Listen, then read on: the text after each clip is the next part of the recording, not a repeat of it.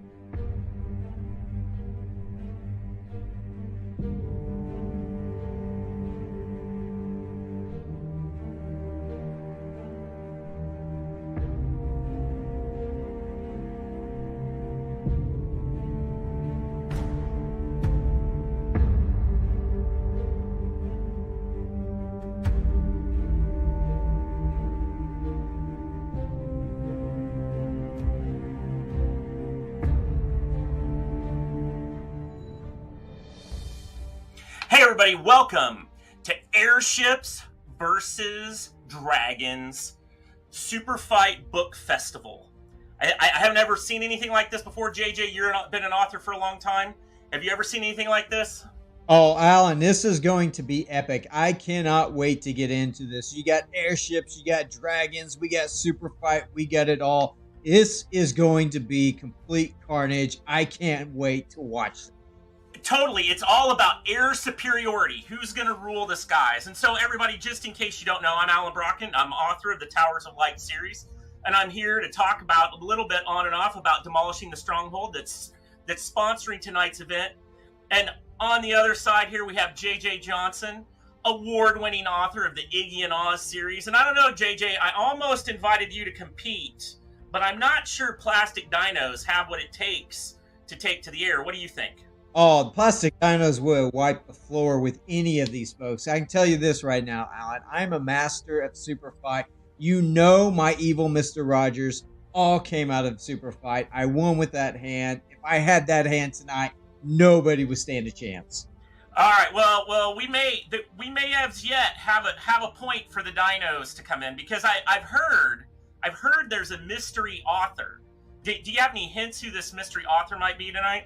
I've heard about this mystery author. I haven't seen this mystery author, so I'm very curious who this mystery author is going to be. It's going to be pretty surprising, I think, when folks find out who it is, because I don't even know who it is. So I'm excited about finding out. So you're not the mystery author. We know that because you're on the bill as a host, and all I've heard is this mystery author is not Wayne Thomas Batson. That's what I've heard. That's what I've heard. I've heard it's not Wayne Thomas. I heard it's not me, so. Yeah, so that's it. All right, okay. So, anyway, JJ, are you ready for our first super fight of the evening? Oh, absolutely. I'm ready to get into this, man. All right, I'm gonna head off for a minute to get our contestants ready. Could you read us in for who's up in this first battle? All right, folks, for this first battle on Team Airship, we have L.A. Thornhill, who is an epic fantasy and steampunk writer and deeply loves their savior as a severe addiction to caffeine, and has a severe addiction to caffeine. She currently has 2 books, The Lost Descendants and Prophecies of the Arden, in her indie fantasy series, The King of the Prophet Chronicles, and she's a contributing author to several anthologies, including What Darkness Fears, Fool's Honor, and Prayers and Blood. I hope I said all that right. And then she is going to be facing off on Team Dragon against Kandi Wyatt. All right, so Kandi Wyatt lives with dragons. Wow, that's pretty impressive. Most in human form, and some even blow fire. She spends her days providing space for teens to be themselves, inspiring them to be more than meets the eye, and spilling hope into their world. And when she's not hanging out with fictional characters, Candy's chilling with her family, watching anime or playing games. Her toddler granddaughter keeps her running, often in circles, and is completely full of joy. So that's our first matchup right there, folks.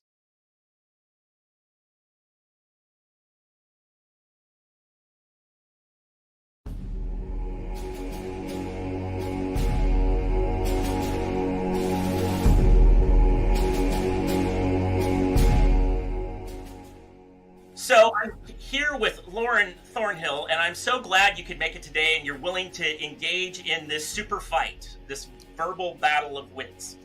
So what I'd really like to know is, I think everybody here would like to know a little bit about you. Like, how did you get into writing? I fell in love with it around the time I was 13.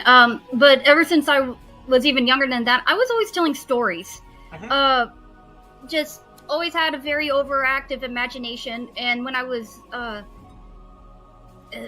younger than 13, I used to want to be a cartoonist. That was how I originally wanted to tell stories. I wanted to become a cartoonist. But around the time, as I said, 13, I started falling in love with reading more than comic books more. I started really getting into YA adventure books and, Left Behind. I went through a major Left Behind phase around the time I was a preteen and teen. The kids' books as well as the adult books. And I started wanting to tell more stronger stories than just comic books. Not that comic books can't, but I just wanted to go more in depth and not have to draw it all out. But originally the plan was to do both. Well, time progressed, and I always recognized I was a good artist, but I wasn't professional and nowhere near that. But it was like every time I tried to get into an art class to improve, I could, something either happened, I'd miss my chance to be in there, or we'd move and the next school had the art class all filled up. But somehow I always managed to squeeze into the creative writing classes. It didn't matter how many art classes I tried to get into for a few years now. And so inadvertently, my whole entire focus became writing. And by the time I was in college, I was like, you know what? I still love the comics, I still love the art, but I think I'm not going to pursue it anymore. And so in college, I started really pursuing writing, took the creative writing classes, and just basically went on from there. I love writing. Do I miss the whole cartooning side of myself? Yes, but I don't regret it either. Well, I think that's very interesting how you kind of got nudged down a path. So tell me a little bit about how your faith shows up in your writing. Well, it is very strong. If you especially read my fantasy stuff, it is very overtly Christian. I mean, well, for my main heroine is from our world, and she gets, as I kind of put it, translated into a pre-flood world that exists from the descendants of Abel. So already I have the very biblical ideas that happen, but my heroine is a Christian. She is a Christian. She is from our world. So from that, it is overtly Christian. But even in my steampunk, even though it is a completely made-up world, so there are technically no Christians, but it is a world where I am in ways not only talking about stories of found family and found faith, but also challenging ideas and trying to get back to the root of the Bible, not the root of theology necessarily and theological ideas, but biblical doctrine and stuff like that. So representing it in my pirate adventures. So So for me, it was just always, ever since I wanted to become a writer, I always knew I wanted to focus on my faith first and foremost. So even though I love to use the elements of fantasy or steampunk or high adventure, whatever it is, at the core, I always want people to know, whether it's overt or not, I want to know that I am a Christian and I am writing to please my Savior. That's awesome. So I know you're a fantasy author that's also a steampunk author, and so yes. It was kind of tricky which side to put you on, because I know you haven't published your steampunk yet. Oh yeah, I'm working on it. I know you're working on it, but I loved it. Like being in the critique group, I really enjoyed your story, and I thought, well, I think you could represent, Team Airship for this show. But tell us a little bit about the book that you'd like to share with the folks. This is basically me pouring out my love for high adventures, Pirates of the Caribbean, ridiculous, like John Carter of Mars kind of stories. I love just the silly high adventure stories. I mean, come on, we all love our Star Wars. It's crazy adventure stories. And that is what I am trying to pour into to it. Also, I mean, also my faith first and foremost.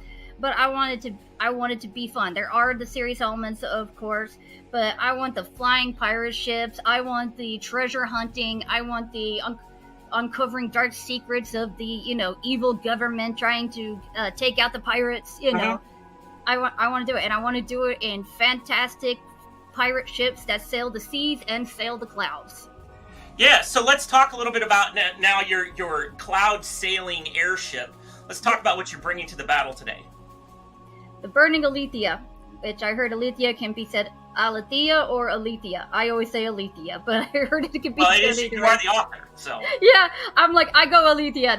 That's my preferred saying. But it looks like your standard old pirate ships. I did a lot of research into the different type of pirate ships, but I gave it some metallic wings that can come out from the inside.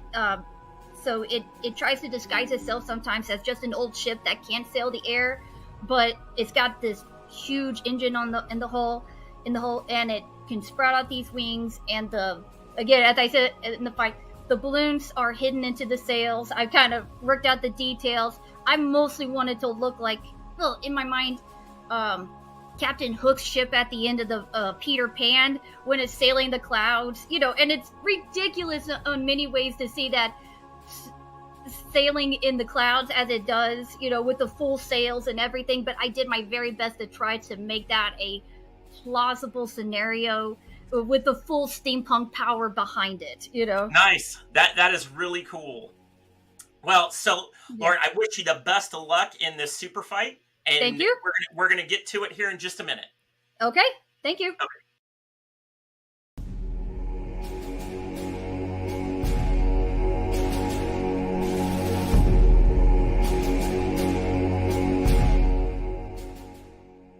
So I am so excited to have Kandi J Wyatt here at the Superfight Arena, and she's going to tell us a little bit about herself. So tell us how you got into writing.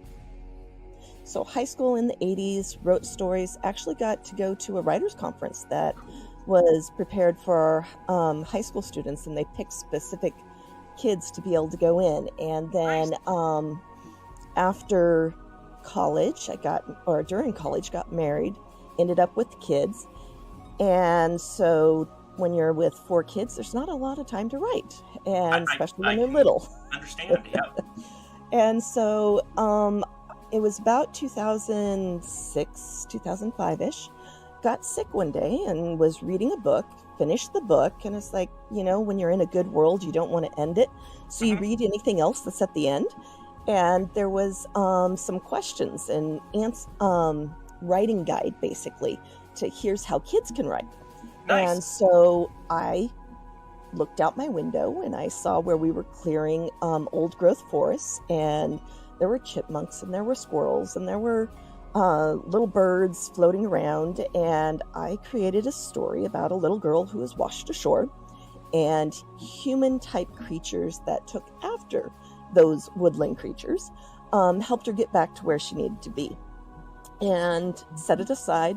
Continued, actually ended up starting to teach, and then 2009 headed for a Christmas vacation at my husband's family's place in Eastern Oregon.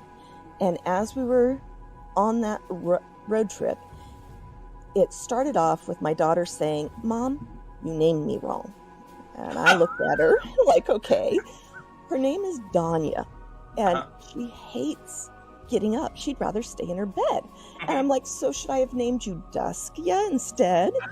And so then we passed a sign for 3 Mile Canyon. And in my mind's eye, I saw this box canyon and a dragon spewing fire across it. Nice. And so Duskia and Ruskia, twins, were born. Nice. They became dragon riders. That's and awesome. About a month later, that I was struggling to finish out the epilogue at the very end, and my daughter's on the phone with her friend and said, "Guess what? My mom's writing a novel." And her friend was like, "So is it going to be a series?" I'm hearing the conversation and I'm like, "Not if I can't finish this chapter."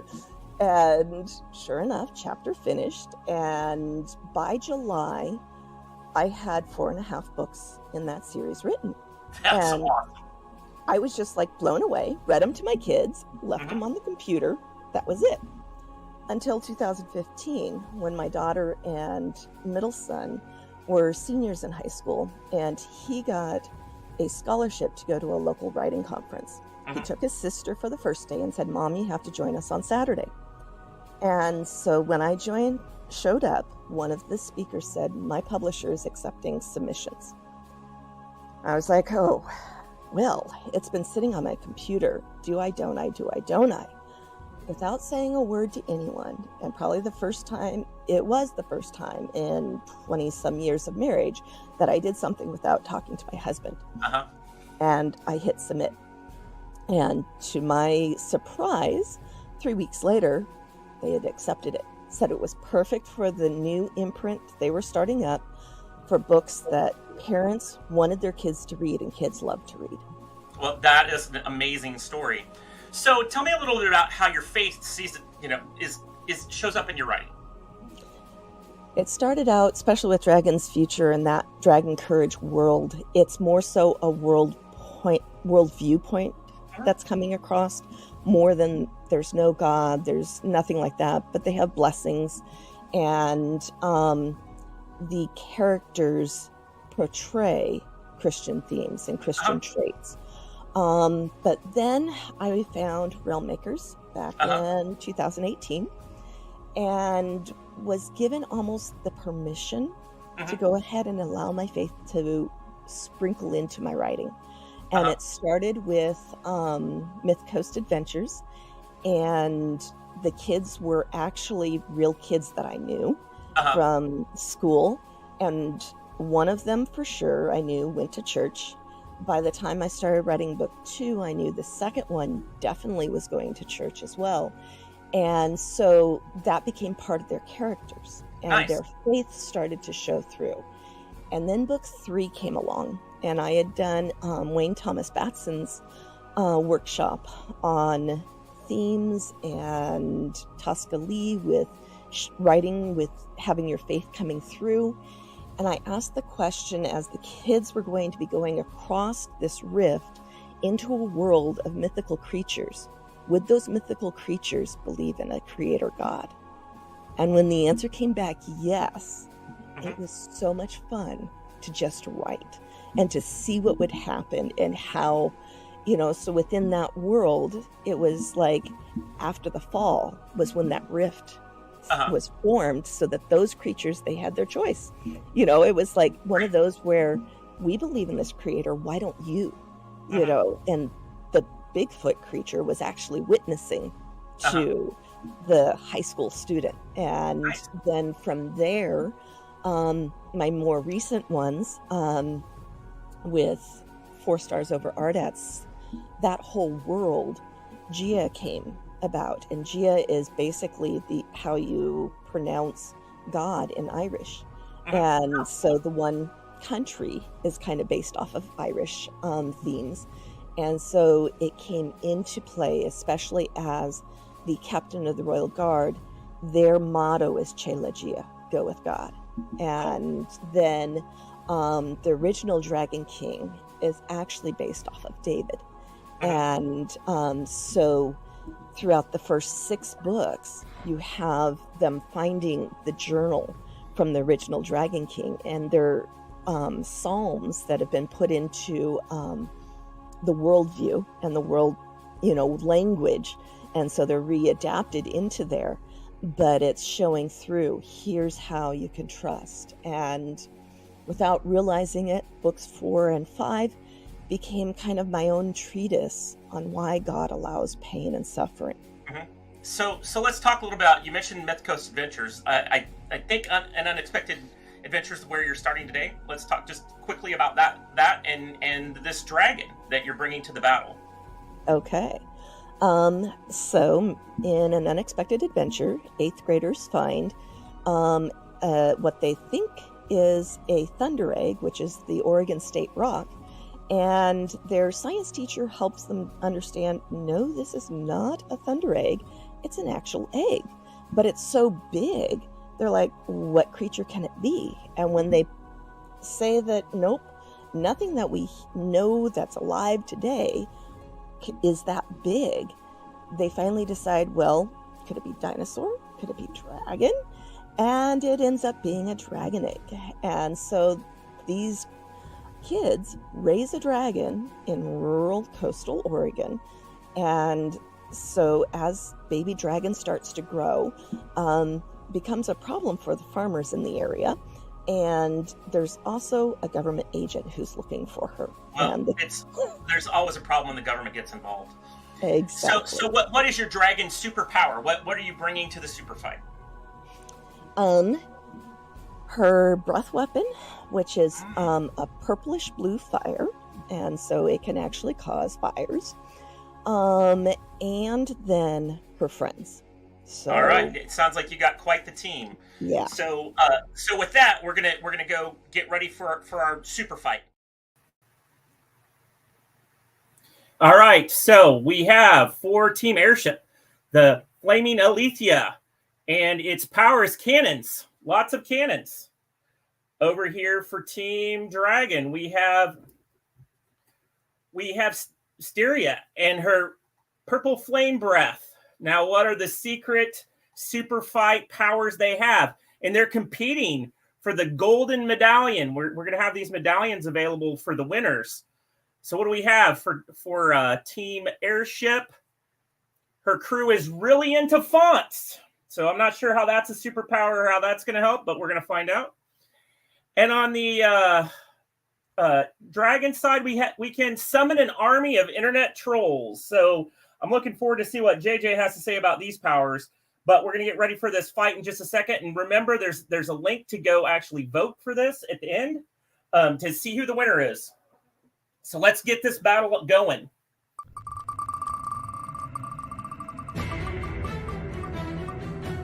Dragons. Round 1. Fight! All right, so Styria is going to fly up and above the airship and find out where the what is actually powering and giving the air its air, and is going to shoot fire onto the balloon itself and try to send it down and take it down to the ground. As far as using internet trolls, well, Mr. Bear, the science teacher, thinks maybe if there's all this cannon and other stuff, there might be a slight bit of technology on that airship, and the trolls can go in and try to counter out that technology, and we'll go from there. And as we're going by, if there's any type of counter, Chase will go ahead and see if he can get in a shot or two at anything else that's about there. Internet trolls attacking the airship, JJ. I don't even know what to think about that. Like how's that even? I don't know. I'm stunned.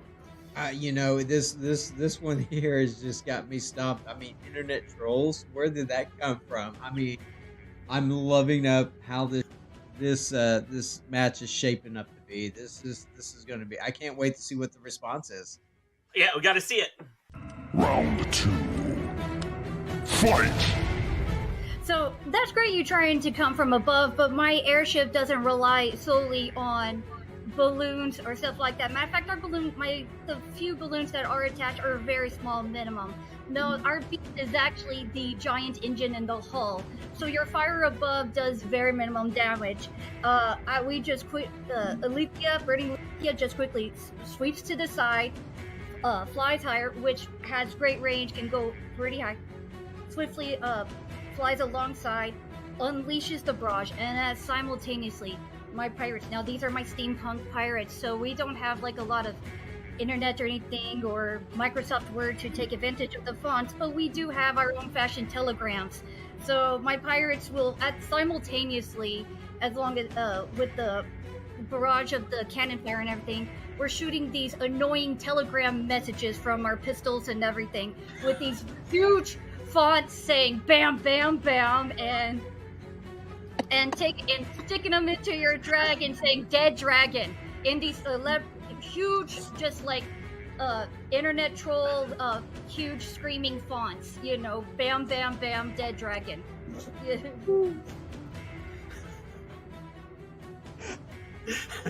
Bam bam bam, like the Bugs Bunny pistol with the words or something. She broke me. Internet trolls beware. Telegrams, they're coming. All right. We got to go to the next round. They're waiting for us. Let's check it out. Next round. Round 3. Fight! With all of this barrage coming at Styria, she's avoiding any of those cannon fire, taking care of those who are on her back. And Charisse, she's the one who's, anything can happen and anything's possible. So she's giving Styria all this encouragement that no, you're not dead, because that's just words. And words, yeah, they hurt, but words aren't everything. And so then Harley goes ahead and redirects those trolls to move all those fonts off to the side. And from there, then sweep down and give a wraith of fire along your deck, so that hopefully getting those pirates out of the way. Words. They're not going to kill you. The words are not going to kill you, JJ. That's pretty They're true. not. They're not going to kill you. Very, very smart. I like it. I like where this is going. So I guess maybe the pen isn't mightier than the sword. Let's find out. Round 4. Fight! Well, Alethea is also very good because it is a steam-powered engine, It's also has this reputation of being a ghost ship because it can let off some extra steam and become temporarily blocked off. Because if we are fighting in the sky, you already got a bunch of clouds. So we release a bunch of steam to help us dodge and avoid your onslaught again, and to camouflage into the clouds. Swoops around for another position because my helmsman is amazing. He swiftly swips around, and we just... Cannons have already been redone again. Everything's ready, and we just unleash with more bigger fonts. We just stick you with all those telegrams because, you know, nobody listens whenever the screaming font is happening. Nobody listens. There is no good argument or encouraging words when somebody types in all caps. So we're just gonna do all the fancy fonts in all caps. Just coming at you. It's like, we win. Pirate's life for me. It's like, and we just take it, we just keep at it. Full barrage of Pirate's life for me. I don't know, JJ. I mean, merging the words. I mean, camouflage is in the sky.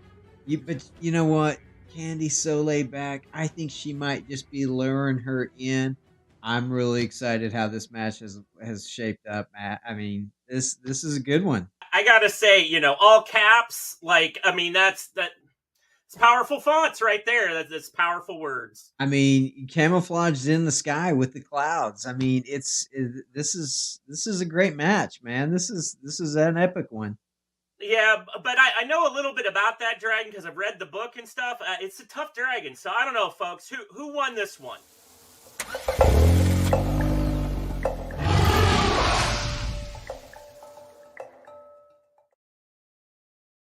Hey, let's get ready to vote. There should be a link in the comments there. You can pick that up to go vote, and we're going to determine who wins, Team Airship or Team Dragon. And they're going for these awesome gold coins. The winning team will get coins in gold, and it's something that you can get with our whole pack of all the books for the festival. But right now, we're going to take just a second to go have a word for our sponsor while you take some time to go vote. Hi, my name is Stacy Bradshaw. I'm the star of the Mount Hideaway Mysteries and voice of the Tower of Light audiobooks. I'm so excited you guys came to the party. I'm just about done narrating Demolishing the Stronghold here in my closet. And I'm sure you guys have a lot of questions about this dragon the kids are going to be fighting. Want a quick listen in on the action? All right, I'll give you just a couple of pages. Here we go. Chapter 27, Dragon's Breath. Mitchell couldn't believe how alert he felt. The last 24 hours had been the most terrifying in his whole life, and now that they were gently bouncing across the prairie sky, the fresh air and gentle motion should have put him to sleep like the other children. But despite the terror, it was also amazing. They defeated dozens of evil giants and Steel Brothers, and he was the captain of the mission. The sudden cry of hawks drew him out of his musings. Hawks at night? That didn't make sense. His father always said they were daytime hunters and owls hunted at night. The cries came again, closer. The glare from the sensor's light made it difficult to see into the night. But there was something going on in the distance between the balloon and the grove. He leaned out of the balloon as far as he dared in effort of a better look. That's when he noticed multiple pockets of bright light coming from the grove. It had kind of crept up on him, but he realized they were only 15 minutes or so out from their destination. But with the extra illumination to orient on, he saw flickers of darkness cross over it. Then, a large, black, inky shape covered all the lights for a second. "Lauren, wake up!" Mitchell called with his heart in his throat. Goose honks overwhelmed the hawks' next cries as their feathered friends peeled off to the right. A second half a dozen hawks converged on the location the geese had just occupied. At first, the crows followed the geese, tugging the balloon off course slightly. But at the hawks' next cry, the crows also scattered, leaving the balloon coasting in the general direction of the grove. A sudden gust of wind could easily take them off course. Lauren rubbed the sleep from her eyes. "What is it?" "We're under attack," Mitchell cried as he gathered the control rope. Lauren scrambled to her feet. Attack? By what? The screech of the hawks answered her as they dived toward the basket. They hit an invisible barrier 10 feet out, and their dive faltered. For a brief moment, they wheeled in the air as if struck by something, fell a few feet, and then recovered and circled out of sight under the balloon. Hey, everybody. I'm so glad we had a chance to do some voting there and that you could hear Stacy reading Demolishing the Stronghold. That book's going to be available in audio just like next week. We're working through the final publication stuff. You should be able to find it everywhere, and we'll have it on our devices. But I think what you're actually wondering is, hey, if you went out and voted, where are you at like, did you win? And so right now we've got a few votes in, and it looks like Team Airship is winning. And so I'm going to go ahead and leave the voting open for just a little bit more. We'll give you the final total when we come back around after the next match for this one. But it's the towersoflight.net/AVD match 1. Vote for who won the last match, and you'll have a chance to win a $20 Amazon gift card. So make sure you get your vote in because we need to know who won, the airship or the dragon. And that also puts you in to win the Superfight Superchest. So this isn't any Superfight Superchest. This is the custom one that's going to come with cards signed by the authors and their superpowers and their dragons, as well as this awesome coin that I was showing earlier. The awesome coin will be part of that bundle. Also, just look at these great books. We're going to learn about all of them. And I didn't mention it earlier, but if you didn't see the pre-show, James Hannibal and I had a great air superiority combat. His stealth fighter experience really set his dragon apart in that battle. And we're going to look right now to see who won. And it looks like Team Dragon, or no, Team Airship. I was Team Airship in that one. Team Airship won that one, and Sarah P is the winner. So she won the $20 Amazon gift card. I'll be sending that out to her a little bit later. All right, and who won this round? Who won this round? Hold on. We've only got a couple of votes. I'm going to give the audience just a little bit more time to vote because it's a $20 Amazon gift card. I mean, you got to pick one, airships or dragons. All right, so audience, my name's Ethan. I'm the producer. So what we're going to go ahead and do is we're going to go get JJ back in, and then after this next matchup, we'll go ahead and announce who's won. So let me go ahead and get JJ back real quick. All right, JJ, that was an awesome round, the last one. Are you ready for the next one? Oh, Alan, I think business is about to pick up with this next match. I'm so looking forward to this one. I hear it's going to be a little different. This dragon isn't what we've come to expect from a dragon. That's what I've been told. So you want to introduce the team while I head off to get the match started? Absolutely. Okay, so on Team Airship, we have C.O. Bonham, who is the pen name for a commonly misspelled first name. She loves stories of all kinds, but really likes the ones that are weird and outside the norm. She's a certified book geek when she isn't writing stories of her own, and she is busy reading stories by others, and she's a homeschool graduate with a degree in creative writing. Her goal is to create stories and make people think, feel, and have fun. And she'll be going up against Jenelle Leanne Schmidt. Janelle first fell in love with stories through her father's voice, reading books aloud each night. A relentless opener of doors in hopes of someday finding a passage to Narnia, it was only natural that she soon began making up fantastical realms of her own. Jenelle currently resides in the wintry tundra of Wisconsin, which she maintains is almost as good as Narnia, with her knight in shining armor and their 4 hobbits. When she's not writing, she's homeschools said hobbits and helps them along with her daily adventures when she says makes her a wizard.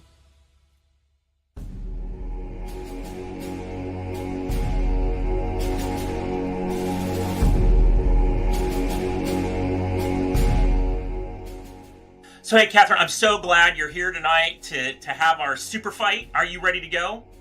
Yes, I am glad to be here and I am ready to fight. Okay, great. Well, let me ask you, how did you get into writing? I started writing pretty young. I'm a 90s kid, and during the 90s, there was a lot of great TV shows that would just end with no conclusion whatsoever.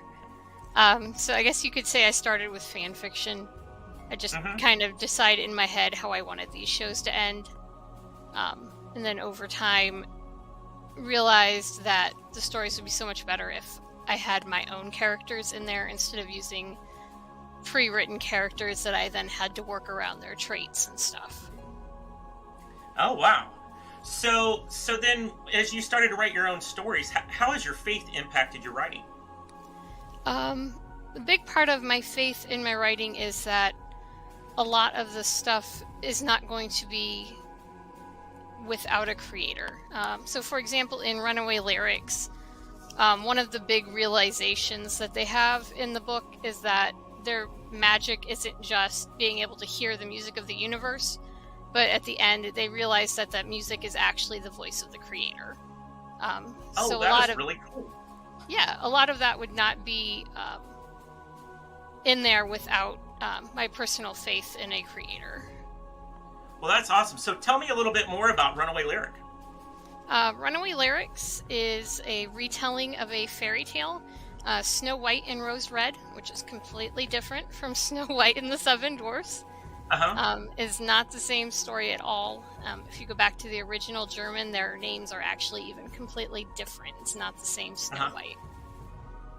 So it's just the story originally has these girls that the one girl, Snow White, in that story is supposedly so pure of heart and stuff, but she's constantly doing stuff that she's told not to do. So in my retelling, I'm like, well, what if she actually listens to what she's told not to do and works around that and actually proves that she is a better person with the pure of heart that everybody is claiming that she has. Nice. Yeah, one of her big flaws is that she doesn't believe that she's a good person.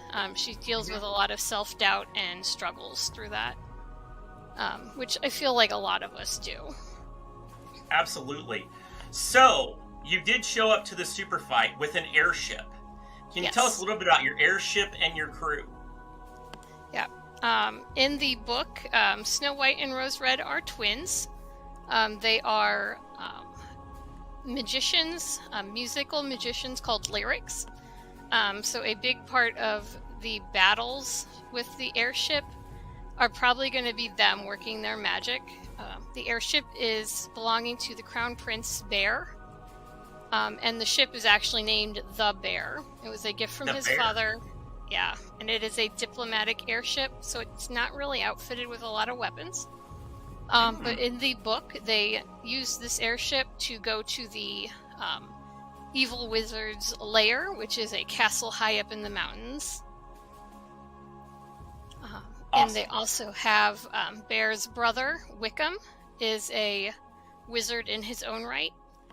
So with Bear's piloting skills and 3 magic users on board, I'm pretty confident that this airship has a good chance.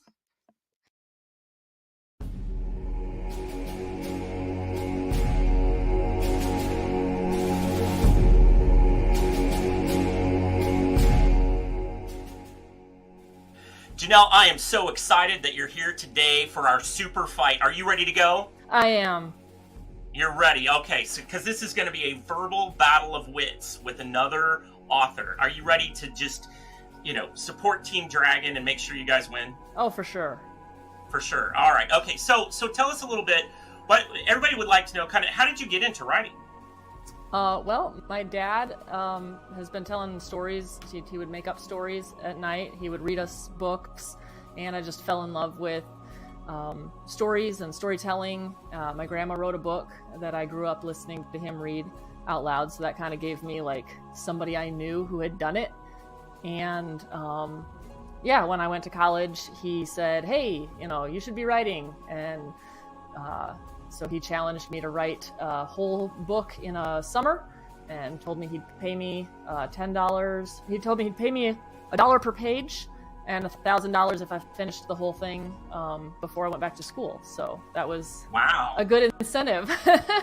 Yeah. That's awesome. Okay, well, so how do you kind of express your faith in your writing? Like what's a way that kind of gets lived out? I mean, I always attempt to make sure that there is a very strong defining line between what is considered good and what is considered evil.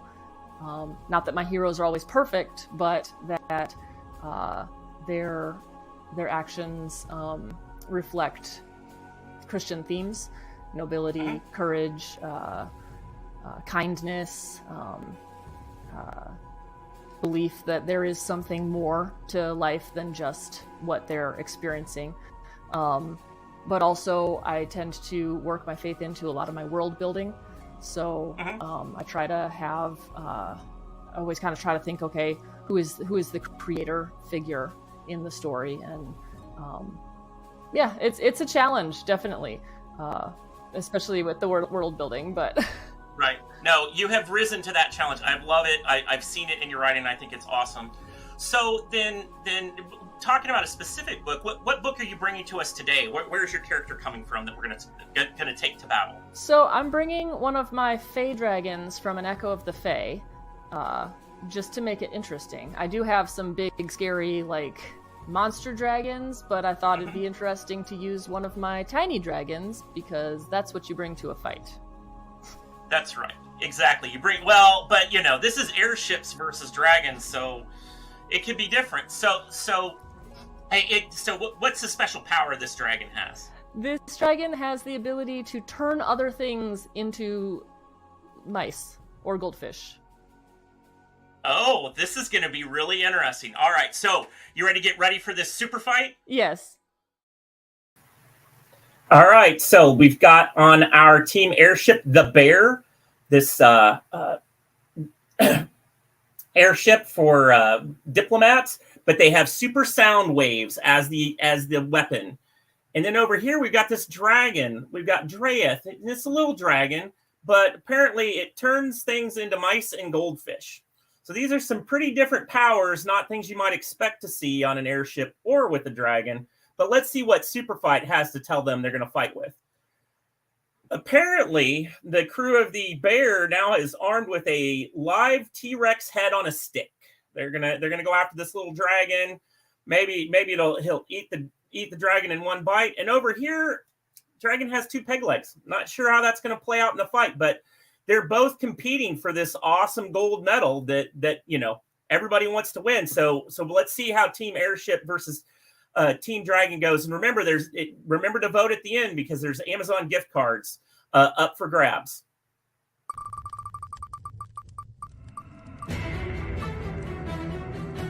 Dragons. Round 1. Fight! Well, Dreath was really looking forward to lunch. But instead, out of nowhere, this airship shows up and starts attacking him. And so he does, you know, the only thing he really can think to do, and uses his power to turn the airship itself into a goldfish. And that is all. That is round done. And that is all. I don't know what to think, JJ. What are you gonna do when your airship is a goldfish? Oh man, I think you're toast. If in my opinion, I mean, I don't really know. So, all right, let's see what she does next. Round 2. Fight! Well, what we're doing is we're approaching this tiny dragon, thinking nothing of it, when they suddenly magical emanations warn us that there's something that's going to happen. So we use the T-Rex head on a stick to get between the airship and the magical emanations, and the T-Rex turns into a goldfish, much to our surprise. So we realize that this tiny dragon is not friendly, and it is very dangerous, and we need to destroy it. So we're going to use our Soundwave weapon to push it far away from us, so it is not in danger of touching us at all, because we can't afford to have our airship turn into a flightless fish. And then we are going to fly behind a cloud so that the tiny evil dragon cannot find us. I don't know. The T-Rex head on a stick, that maneuver, I mean, what could be better than that, JJ? Oh. What are you going to do? T-Rex head on a stick. I mean, it's dinosaurs, man. You know which ones I gotta go with. So. And that's kind of rude, like going after the dragon with the anti-dragon, right? T-Rex is like the anti-dragon. That's horrible. All right, let's see what they do next. Round 3. Fight! Yeah, Dreyeth is having a really hard day because nothing happened, as far as he can tell, to the airship that he tried to turn into a goldfish. And then all of a sudden, from the airship, he's getting hammered by invisible something, and it hurts his ears a lot. And so he pulls out his shrink ray that was handed to him by a friendly wizard, apparently, and starts just like blasting towards the painful sound that is coming at him. And then the airship disappears, and so he flies around in a frenzy and goes into the clouds following it, and he sees the airship behind, through a crack in the clouds, and starts just shooting whatever he can. And some of the people turn small, and he just keeps blasting at anything that he can see. He kind of stops blasting at the airship itself because he kind of thinks it's immune because he didn't see the T-Rex head. So, yeah.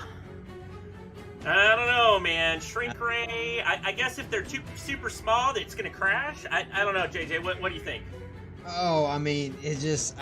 I don't know. I'm with you. I don't know if it's gonna crash or not. This one's shaping up to be an epic little battle here, Alan. So it's going to be interesting to see how this one turns out. We're going to have to see how the little tiny airship crew survives or doesn't. Round 4. Fight! Okay, well, the crew is actually too small to fly the airship. So it is going to kind of aimlessly float through the air. But they can still push the button for the sound wave weapon by jumping on it with their full weight of their body. So they are going to, they're just basically just going to keep jumping on that so that nothing can get in the way of the airship and we don't crash into anything. And then out of one of the port windows, somebody sees the tiny dragon and realizes that the evil dragon is back, and it must be his evil magic emanations that have forced us to become tiny. Despite our better judgment, what we are going to do is jump onto the steering wheel of the airship and make it fly right towards the dragon. Because that is, we tried dodging it, we tried running from it, but now we know we have to destroy it because this is a danger to all of humanity. So it is kill or be killed at this point, and we are going to ram right into the tiny dragon with the full force of our airship. And once the tiny dragon is just this far away from the airship, not quite touching it, but just this close, we're going to jump.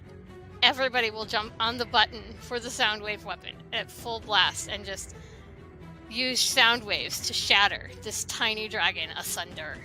And it will explode into millions of pieces.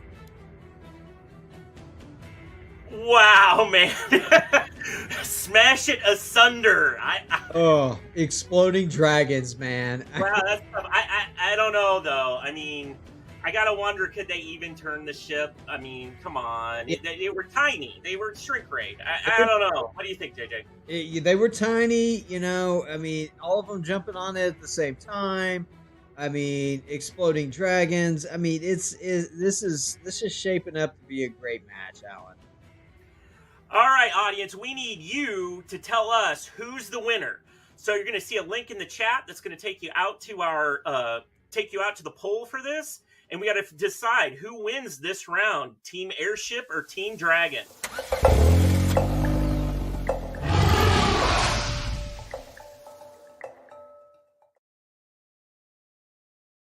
And I'm sure you're wondering who won the last round. I know a lot of votes out there. A lot of people are pins and needles because we had fonts versus internet trolls, and it was a whole mess. Well, turns out Lauren Thornhill carried it for Team Airship. She won by a handy margin. Apparently, Team Airship, people like that, the big fonts, you know, saying bam, bam, bam, and, you know, you're dead, apparently worked. And so she's the winner of the gold medallion. And these medallions are great. They come with our big box set of all the books that are in the fair tonight. And, you know, if you're into kind of a little steampunk, Renaissance fair, that kind of thing, great badge or a medallion to wear. It's pretty awesome. So you can check that out. But make sure you go vote. We want to vote for this last match and see who won. All right, and then next up, we are going to go ahead and play our next ad. Hi, my name is Stacy Bradshaw. I'm the star of the Mount Hideaway Mysteries and voice of the Tower of Light audiobooks. I'm so excited you guys came to the party. I'm just about done narrating Demolishing the Stronghold here in my closet. And I'm sure you guys have a lot of questions about this dragon the kids are going to be fighting. Want a quick listen in on the action? All right, I'll give you just a couple of pages. Here we go. Chapter 27, Dragon's Breath. Mitchell let out a sigh of relief.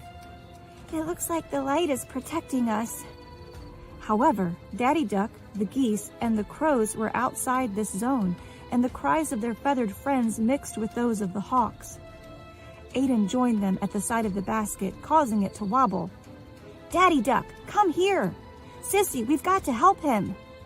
Lauren picked up her spear and it sprang to life. She seemed to be scanning the whirling tornado of birds just outside the light below them, but didn't throw.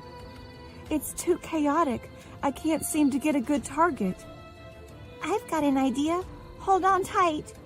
Mitchell hauled hard on one of the cords, and the balloon dropped suddenly. He let go and they stabilized. This moved the bubble of protection around them into the whirling melee of the birds. The hawks were stunned and fell below their feathered friends before wheeling around toward the crows that were escaping toward the grove. Ugh, I think I'm going to be sick. Aiden took off his helmet and hung his head over the side. Are you going to be okay? Mitchell asked. You'd better keep that helmet on if you can. I'm not sure we're going to get a nice landing. Aiden stood up. I'll be all right. He let out a deep sigh and then called, Daddy Duck! Come here, boy. The duck flew erratically toward the basket. At the last minute, he seemed to fall. Aiden dropped his helmet in the basket and grabbed the duck to bring him onto the basket's edge. You poor thing. The duck was missing feathers on its back and one wing, and the geese came in for a landing, both with open wounds. I guess we were just in time. Mitchell's heart ached for their brave companions. He didn't have time to fret over their condition because Lauren tugged on his shoulder. Did you see that? She pointed with her spear to a space between them and the grove. For just a second, the little lights from the grove were blocked, and now they're back on. Look, it happened again. I bet it's the dragon, Aiden called. It's flying lower between us and the grove. Since it's made of smoke, it only sometimes blocks the light. The dragon? Logan's voice quivered. What are we going to do? So I hope you all took time to vote on who won that last round. Right now, it looks like Team Airship is in the lead. We need, I don't know. We'll have to see on the on round two if the little tiny dragon can pull it off. I mean, it did get rid of that T-Rex ad. That was kind of dangerous. So make sure you vote. $20 Amazon gift card, random person there, but you're also entered for the big Superfight chest that comes with one of our great medallions. And so take time to vote. It should be in the chat. You should see that link. And let's get ready to go back and see JJ for the next round. So, wow, that last match had to be a little bit exhausting. I mean, a lot of mental energy went into that. And you know what? Catherine, though, she's a trooper. She's going to go for another round. This is like WWE when they got the doubleheader kind of thing going on. She's going for another match. Who's she up against? Oh, man, this is going to be like a human demolition derby. She's going up against Wayne Thomas Batson. Folks, Wayne Thomas Batson is the best-selling author of 5 adventure novels, including the fantasy epic Door Within trilogy and the pirate duel of Island Swords and Island of Fire. He's a middle school reading and English teacher for 18 years, and Batson loves to challenge and be challenged by his students. So, when he began writing stories to supplement the school district's curriculum, it was his students who taught their teacher a lesson. Batson's students were so taken by one of the stories that over a 13-year span, they pushed him to make it into a full-length novel.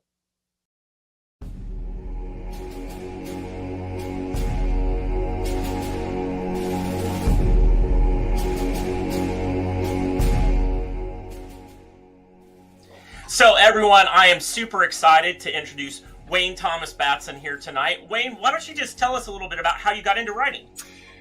Thanks. I appreciate you having me here. It's kind of weird to see my twin,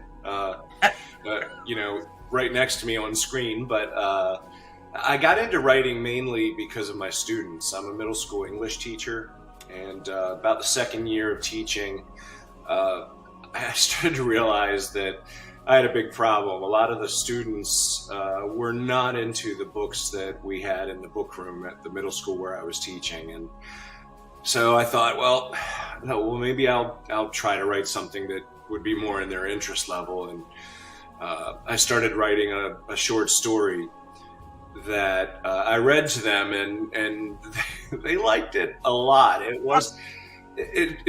wasn't that Eddie Haskell kind of oh, that's a very nice story, Mr. Batson. They were like, is there more? When are you going to do the rest? We want, and that kind of started a 13-year pilgrimage to turn that short story into what became The Door Within. That's awesome. So, Wayne, why don't you tell us a little bit about how your faith kind of lives itself out in your writing? So, early in my Christian life, again, this is funny, it kind of dovetails with the teaching thing.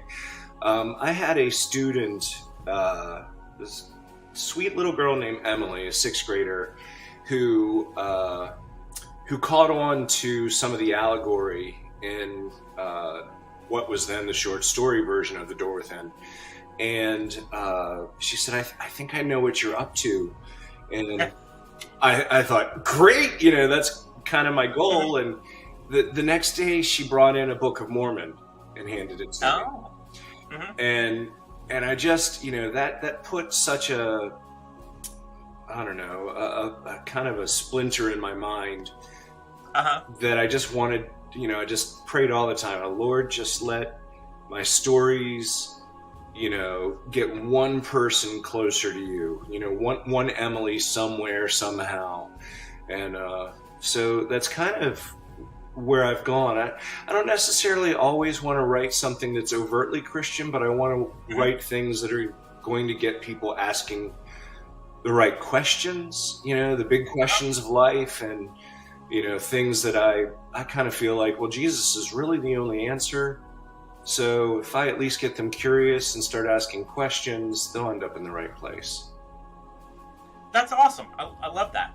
So, can you tell me a little bit about the book you're gonna bring tonight? Because we have this whole airships versus dragon fantasy kind of thing. Can you tell us a little bit about this dragon book you brought? So the book is called The Errant King, and on the front cover of the book is Rodrim Quevara. She is a shapeshifter who's made an unholy alliance with an evil dragon, and she wreaks quite a bit of havoc in the realm of Myriad, especially in the hinterlands where little people called Spriggans make their home. And she gets loose and does quite a bit of damage. So your dragon gets loose and does quite a bit of damage. So what's the superpower your dragon has? The superpower is Rodrim can has a kind of shriek that induces paralysis. Ooh, different. I like this. A shriek that introduces paralysis. Well, Wayne, are you ready to super fight? I'm ready as I'll ever be. Awesome. Well, let's invite your opponent back into the match. Hey, Catherine, it's good to see you again in this double header. You get to fight twice tonight. Super excited. Are you a little exhausted? Did you get an energy drink? Are you ready to go? I've got my tea. There we go. All right, so you're ready to go. All right. So, Catherine, Wayne, just go ahead and reintroduce your dragon real quick and your superpower so Catherine knows what they are. Oh, okay. So, hi, Catherine. Hi, Wayne. The dragon that you're doing battle with tonight is quite a villain in the Errant King, the second book of my Meridian Constellation series. And she is a shape-shifting queen who made an unholy alliance with a kind of devilish dragon and becomes Rodrim Quavara. Her superpower is a paralysis-inducing shriek. Okay, so Catherine, tell us about your airship. My airship is the Bear. It is mostly a diplomatic airship that is short on weaponry, but thanks to two very musically inclined magic users, it now has supersonic sound waves.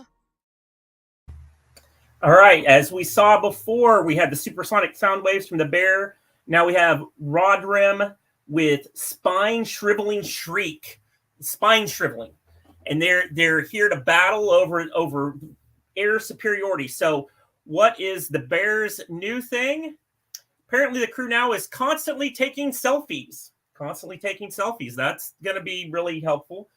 And, the dragon is now wearing one of those cones they put on pets to keep them from licking themselves. So this is going to be quite the match. Make sure that you're prepared to vote, and because we got those Amazon gift cards coming, and this is really, we got to see who wins, the airships or the dragons.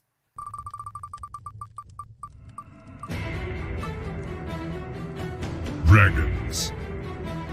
Round 1. Fight! Okay. Well, the Bear, even though my crew is taking selfies, it only takes one hand to use the shockwave button.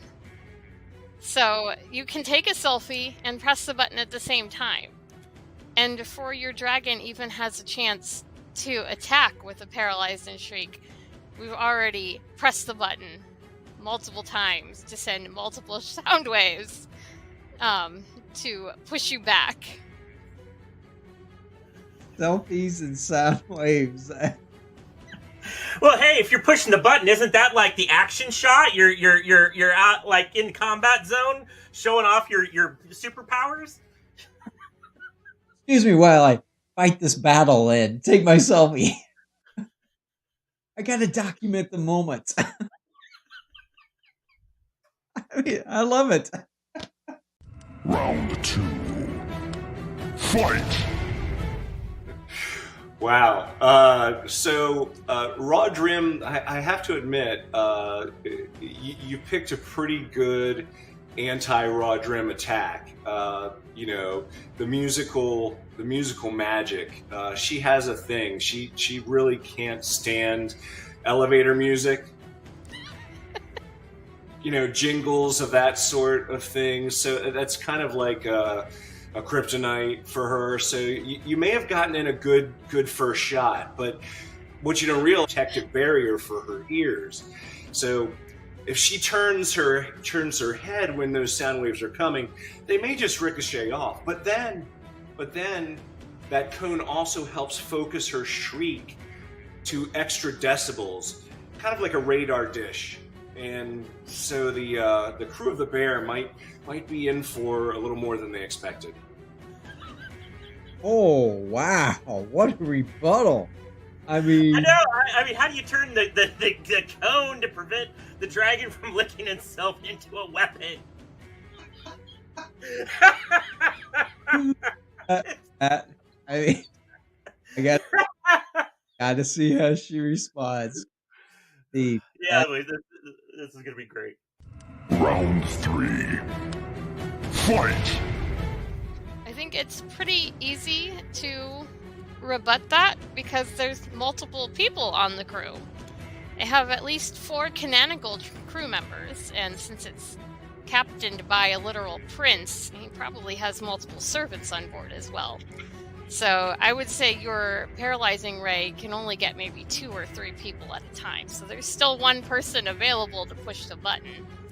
And having taken their eyes off of the smartphone long enough to see that the dragon is wearing a protective cone, they are able to realize that they need to maneuver the ship to get in front of this cone. Where they will press the button and the sound waves will go into the cone and actually reverberate inside the cone, amplifying until they have burst your dragon's eardrums.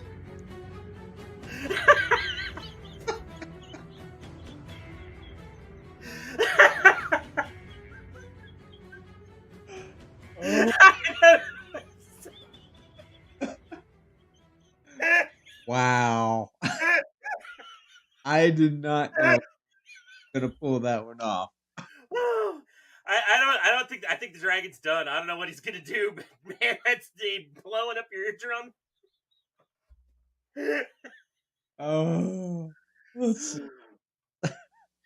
Round 4. Fight!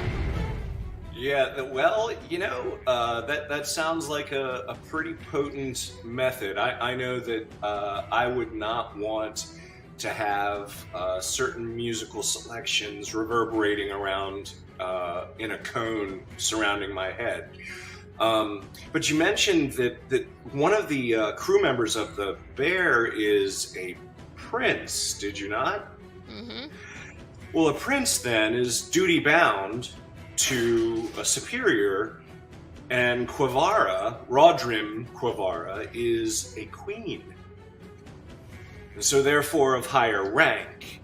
She would then order the prince to stand down and serve her.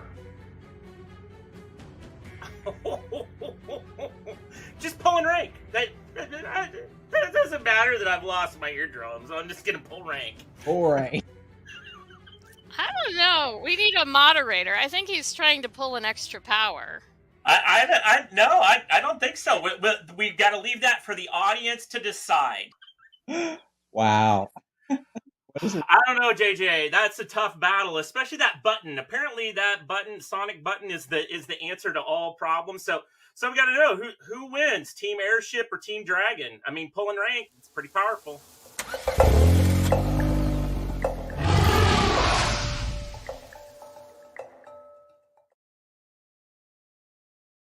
All right, folks, you got to get ready to vote. We need to decide who wins. I mean, we got the dragon in the cone. We've got people with the Sonic button. We got to decide who wins there, Team Airship or Team Dragon.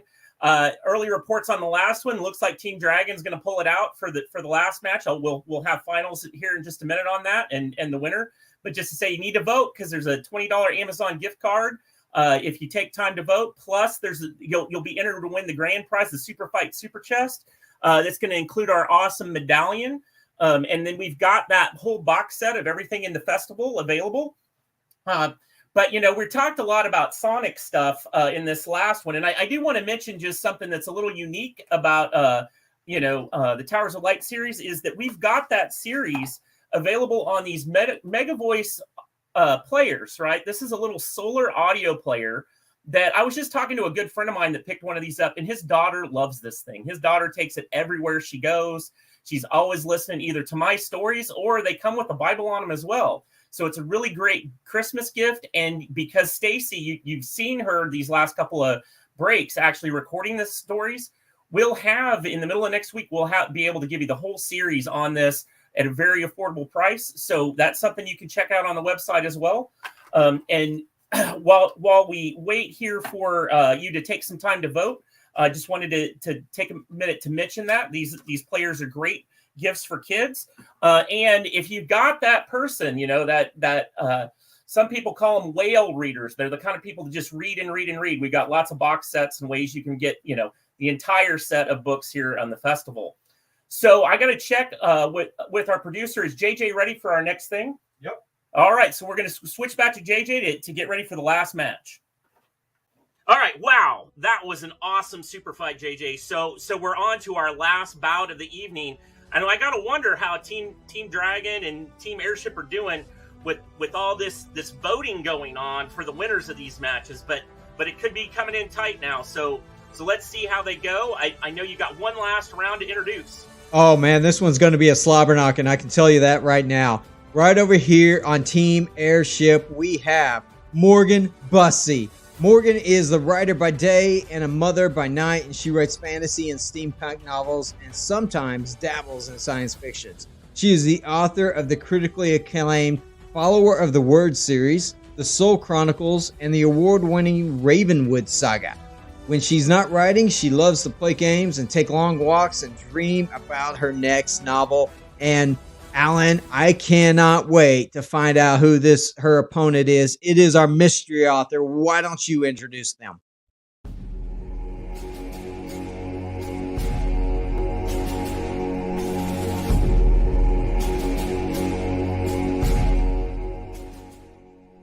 I'm really excited to introduce our mystery author tonight. I mean, nobody saw this one coming, but I'm so excited to introduce you all to not Wayne Thomas Batson. How's it going, not Wayne Thomas Batson? I'm really happy to be here, Alan. I was just shocked that you asked me to join your show. Well, Wayne, I'd like to get on with our interview here real quick. I think the most important part about this whole thing is, when did you first realize you weren't Wayne Thomas Batson? Well, I think deep down, I've always known I wasn't Wayne Thomas Batson. Like that wasn't really a thought that had ever occurred to me until I went to my first writers' conference. I took the time way back in, I think it was 2018, I went to the Realm Makers conference in St. Louis, and I really enjoyed it. And that was actually the first time I'd heard of this Wayne Thomas Batson person. I mean, I guess he was on the faculty. He was very impressive with his writing career and everything. And then I was sitting there at dinner, and some gentleman came and just very meekly said, "Is it okay if I sit with you?" And I was like, "Well, yeah, why not?" And then he proceeded to talk to me about this book. I guess it was called The Open Door. And he went on and on and on and asked me, well, when I was writing The Open Door, what did I really think about something? And I was like, I didn't write that book. What are you talking about? And I realized at that point, I wasn't Wayne Thomas Batson. Wow, that's quite the story, Alan. So how has not being Wayne Thomas Batson impacted your writing? Well, I'm bringing my latest, Demolishing the Stronghold, Book 6 in the Towers of Light series. And I'm going to be featuring a dragon, but also airships. So it's really tricky because I write what I like to think of as prairie punk. Okay, so imagine Little House on the Prairie, but Laura Ingalls picks up the armor of God. So a little bit of fantasy, a little bit of, windmills and horse and buggy. And I kept having my readers say to me, hey, it'd be great if we had some dragons. And I'm like, there aren't any dragons on the prairie. And they kept saying, no, we need a dragon. We need a dragon. And so I had to come up with something unique and different that really fit the story, but also didn't kind of violate my rules of, because most all the creatures or anything that's weird in the story is really something that could be on the prairie. Like we have these crazy prairie dogs. And I also try to keep this whole 1860s theme to everything. So I had to do a lot of research on the airship side to bring in hot air balloons, because we got flying dragons, we need, flying airships to attack them, to balance out the air superiority. And so that's where it came from. So let's hear about this mysterious dragon. Well, let me tell you, the Calamitous Drake. And I came up with that name because there's this whole line from in The Hobbit where they're talking to they're going on about the dragon, you know, the Smaug they're talking about, and they use the word calamitous. So somewhere in there I picked that up, and that's the name. It's the calamitous drake. And it's made out of this evil smoke that gives it the power to take over people's minds. So that's what I'm bringing to the battle today.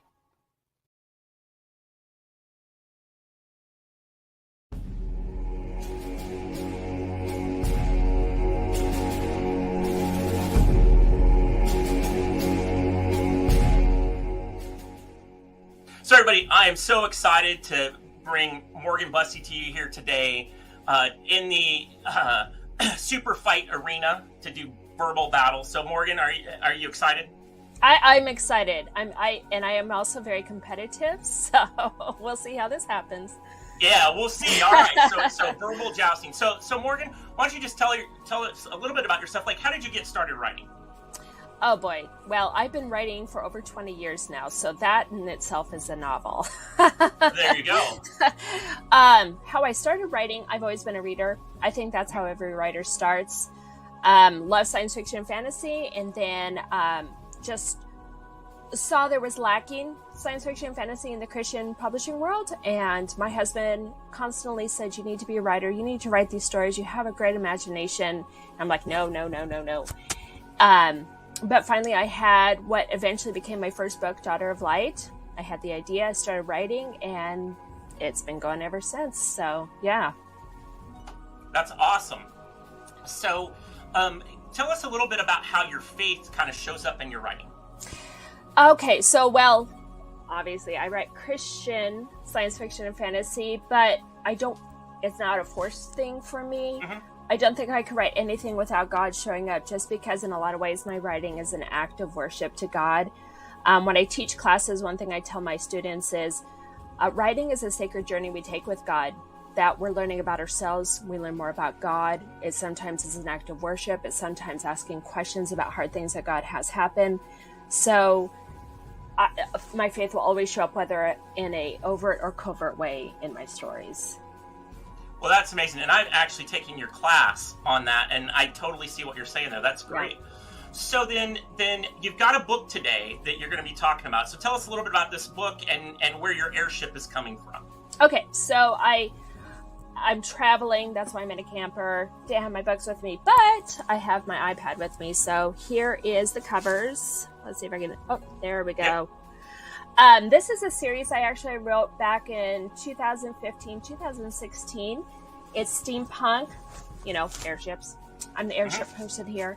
And it is, I like to call it a loose spiritual retelling of the Frankenstein story. So It's about a woman who is turning into a monster from the inside out. And so this is her story. Plus you got all sorts of airships. You have a bounty hunter. You have all sorts of fights. You have a war going on. Yeah, lots of stuff. Creepy stuff too. Well, that is going to be a whirlwind of activity. So tell us a little bit about your airship. You have a contender for the battle tonight. Tell us about your airship and your crew. So this in Tainted, there's an airship called the Lancelot, and it is captained by Robert Grimm, and he is a blockade runner during the war. He prefers the title pirate. So he calls himself a pirate. And the Lancelot is his. So it's a blockade runner. Usually blockade runner ships are known to be fast, but you never know when you're going to run into trouble. And so he does have a few things up his sleeve that most people aren't usually expecting when they run into him. Yeah. So you think you're ready to be a Dragon Slayer airship is what I'm hearing you say. And I might be I'm really thinking about this might have to happen in a future book of mine. This is really cool. Of course. I think we could come up with a whole thing. So now, Morgan, I don't know if you realize this, but you had the mystery author, right? Like in your battle card, you didn't know until now who you're going to be fighting, and all I said was it's not Wayne Thomas Batson, right? Like that's all you knew, right? Going into this. Well, it turns out that I am not Wayne Thomas Batson. Wait, what? I know. I'm often confused for him. I've had many people tell me things that they thought they were talking to Wayne. So anyway, I'm going to be your opponent tonight, and I am bringing a character from Demolishing the Stronghold. I'm bringing the Calamitous Drake. So I'm representing Team Dragon tonight. Very unique creature. You're gonna have to be ready to battle something you've not seen before. And so with that in mind, I'll go first, so you have time to think about it and react rather than have to attack something you're not that familiar with. Does that sound fair? That sounds great, because usually we don't go on the offensive first. So that's right. So. But it wouldn't be a super fight if we knew everything that was going to happen first, right? It wouldn't be a super fight. So tell me real quick. For your cards, we're going to do the card laydown now. Tell me, you've got the Lancelot, and what is the power that goes with the Lancelot? Okay, so do you want me to tell you the name and what it does, or just the name? Both. You want me to tell you what it's about? Yeah. Okay, so the first card I have, it's called Dazzle. And what Dazzle is it's 3 mirror panels about the size of a bedroom wall. Each of them are about the size of a bedroom wall that reflects intense light, sunlight, or another source at the enemy, blinding them and returning fire if it's hit by a fiery source. Okay, well, that is an amazing thing. All right, well, so you are fighting the Calamitous Drake. That's my card here. And its power is mind control smoke breath. Oh, this is going to be real interesting. so the Calamitous Drake is actually made out of smoke. It's smoke that kind of congeals into something that can actually fight. So it can hit you, but think like a hot, heavy wind hitting you. It's more like getting hit by the wind than getting hit by physical stuff. So that's the general gist of the Calamitous Drake. And so that's our main cards, but you know what? It's a super fight, so we get some extra cards. All right, so check this out. So on Morgan's side, we've got the airship captain. Hey, this is widescreen action. Way to go. And the Dazzle, the mirror panels. And over here, we've got the Calamitous Drake and mind control. And the extra power the dragon has is it's armed with a tranquilizer gun. And Morgan, it looks like your captain, is wearing a flaming tutu. So good luck with that.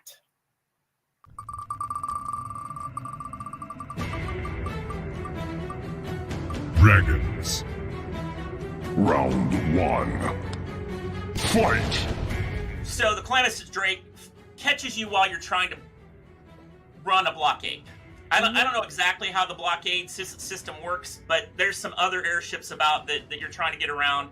And so it sneaks up amongst them, and it just looks like smoke off in the horizon. You don't even realize it's a thing until you get up close. And now there's this giant winged dragon over you made out of smoke.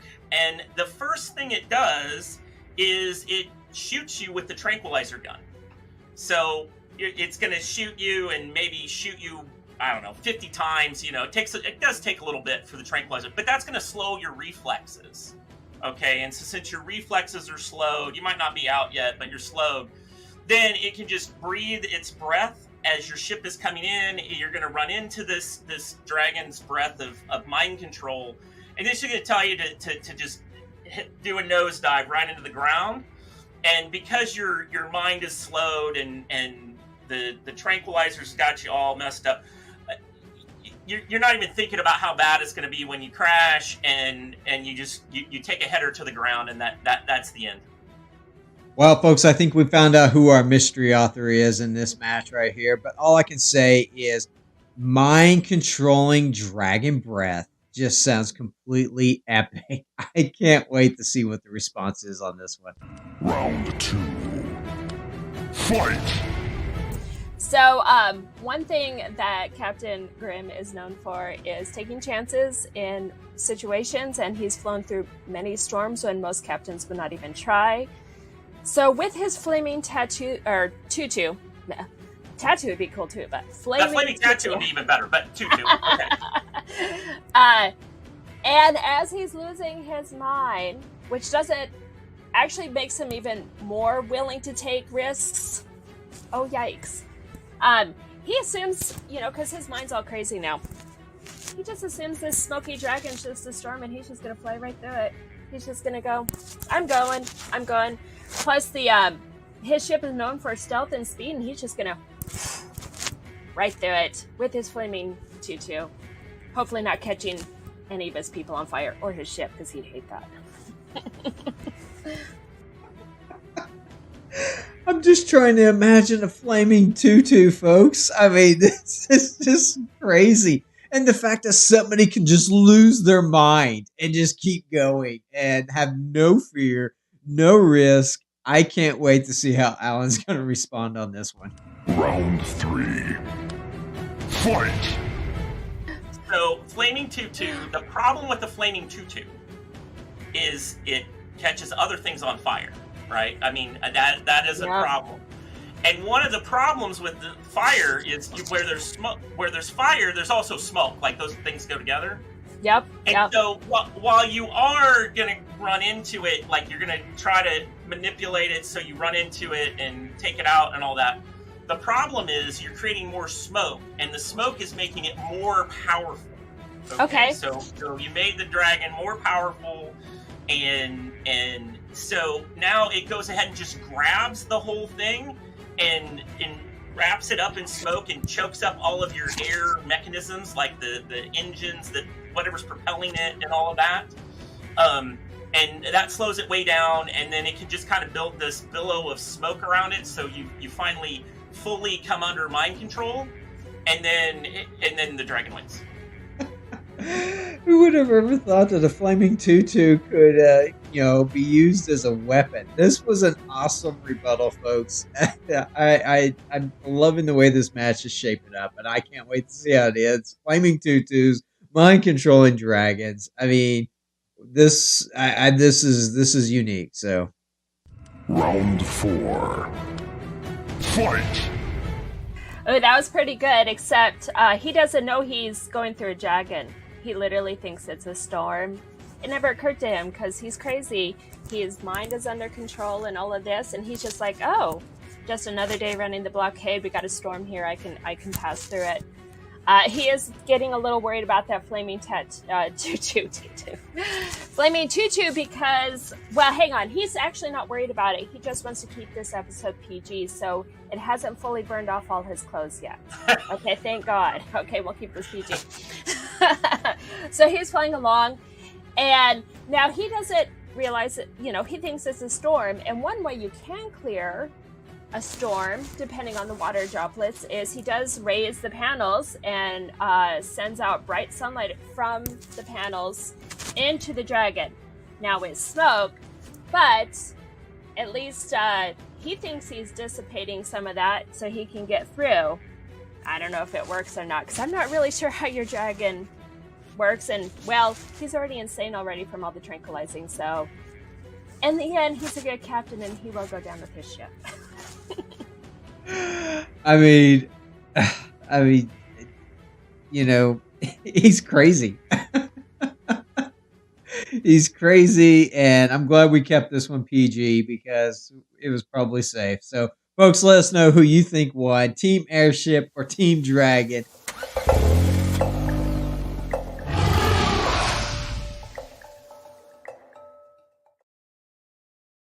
Hey, folks, everybody, I just want to thank all the authors for such a good and entertaining show tonight. I had a great time. How about you, JJ? Oh, man, I haven't laughed that hard in a long time. I thought those were some epic matchups. It is always fun to see great creative people get involved and play some super fight. That was a lot of fun, Alan. And never forget, with the right font, you can take out internet trolls. That's what I've been told. That's correct. All caps every time, and you're good. We all know the weapon now. That's right, and you need to have a button for the sonic blast. I got to build that into every airship from now on. That's got to be a thing. But anyway, folks, thanks so much for your attention tonight. We really enjoyed it. We got some great prizes, so make sure you vote. We need to know who won, Team Airship or Team Dragon. We got about just a few minutes. I got a quick preview of Demolishing the Stronghold. I have a special guest coming on just for a couple minutes here. Stacy Bradshaw, who's the voice actress for all of my audiobooks, going to give us a quick look at what that smoke dragon's all about. and to give you all just a little bit more to vote. And then when that's done, I'll come back for just a second to let you know who won. Team Dragon or Team Airship. Thanks, JJ.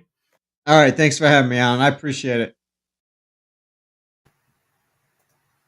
All right, everybody. Now you need to make sure you vote for this last match because you know what? It's tied up. It is tied up. The round 3 winner was Team Dragons. M. Copeland was the winner there. And if I didn't say it earlier, round 2 winner was also Dragons, and that was GWT Mom 99. So I'll be sending emails out. You'll be getting your gift cards. But we got one more gift card to give away. And also that we're going to enter you in to win the special Superfight Superchest with our custom cards signed by the authors. These are awesome. So make sure you vote because that's how you win. But we also need to know, because it's a nail biter, that we're neck and neck. Airships and Dragons are even up. And we got to see who's getting the gold medals and who's going home with, I don't know what we're doing for the people that don't win. But it's bragging rights here. Are you Team Airship or Team Dragons? Make sure you vote. And let's just take a minute here to hear this last little bit of Demolishing the Stronghold in audio. Hi, my name is Stacy Bradshaw. I'm the star of the Mount Hideaway Mysteries and voice of the Tower of Light audiobooks. I'm so excited you guys came to the party. I'm just about done narrating Demolishing the Stronghold here in my closet. And I'm sure you guys have a lot of questions about this dragon the kids are going to be fighting. Want a quick listen in on the action? All right, I'll give you just a couple of pages. Here we go. Chapter 27, Dragon's Breath. The dragon, Logan's voice quivered. What are we going to do? Mitchell strained his eyes as ice went down his spine. He couldn't outmaneuver the dragon, and he'd lost the help of the crows to stay on course and add speed. There's not much we can do, is there? If it gets close enough, God will help me get it with the spear, Lauren said, squatting in the corner with her back to the basket. The way her head drooped made Mitchell wonder if she said that with more confidence than she really felt. He knew flying made her sick. The light of the sensor gave them good visibility out to about 10 yards. But beyond that, it was still a dimly starlit horizon and hard to see much more than the impression of movement. For a second, the blot in the sky seemed to grow, and Mitchell thought he saw faint swirls of red in the sky. The blot slowly faded, and Mitchell thought he saw little specks begin to grow in the distance, coming toward them. The birds are coming back, Aiden called. That's a lot of birds, Logan replied. Aiden looked wide-eyed. It must have used its breath to turn the crows, too. Do we really need to worry about the birds? Mitchell asked. A quack from Daddy Duck seemed to chastise him. I mean, the light seemed to turn them around before, so why wouldn't it this time? What does the dragon hope to gain? Aiden pointed upward. They're flying up toward the top of the balloon. The light is blocked by the balloon above the sensor. It's dark up there. I think they're going to try to attack the balloon. Mitchell's blood turned to ice. If we fall from this height, we're goners.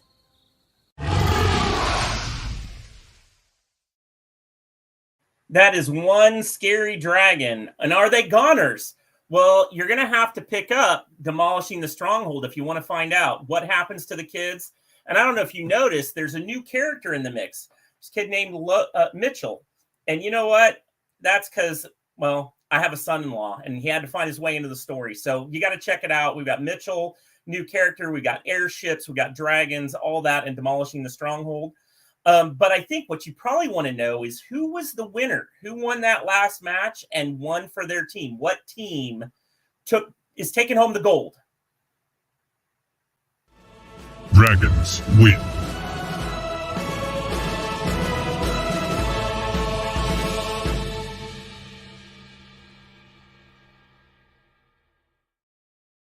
Team Dragon is taking home the gold.